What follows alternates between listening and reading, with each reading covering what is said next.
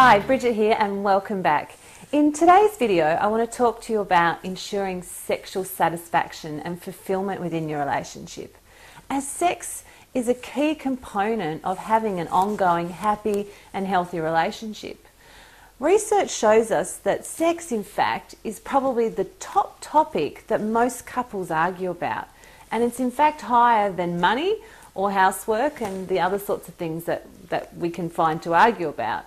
And usually couples are only arguing about sex if there isn't any or there isn't enough. So the arguments will often happen where there is a difference in each other's libido. So one party has a much higher or stronger libido than the other and wants sex more than perhaps the other person. And that's where the dissatisfaction creeps in. So what can you do to make sure that you are having a positive and fulfilling sex life? Well, there's 5 key points that I'd like to make to you today in this video. Sex is a huge topic and I'm just going to focus on these 5 things. The first one is that you need to make sure that sex is on your agenda. You need to be open to having it. Secondly, you need to decide between you of how often is often enough. And the answer to this is different for everyone and for all couples. For some people, once a week. For some, once a fortnight. For others, it might be 2, 3, 4 times a week. But you need to work out a happy compromise between both of you as to how often is often enough. The third thing is whether or not sex in your life is purely spontaneous or scheduled.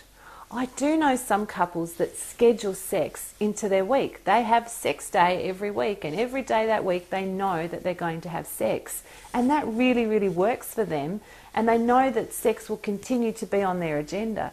For others, that sounds too staged, and they don't like the idea of having to have sex on any particular day in the week, and they'd rather be more spontaneous about it and just go do it as the mood takes them. And that works fine as well, or works great, as long as you actually are in the mood from time to time. Which brings me to my 4th point, is that sometimes you don't want to be too quick to say no. If you've fallen out of the habit of sex, sometimes it can be hard to get back into the swing of it.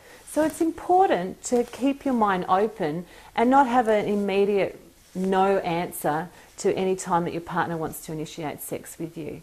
So, and the 5th and final point is that you need to plan to spend quality time together or do date nights. Having a date night really gives you that, helps you to create the atmosphere for wanting to have sex. You're going to be more relaxed. You're going to be connecting more. You're going to be sharing a lot more things. And in that scenario, you're going to feel more likely to want to have sex.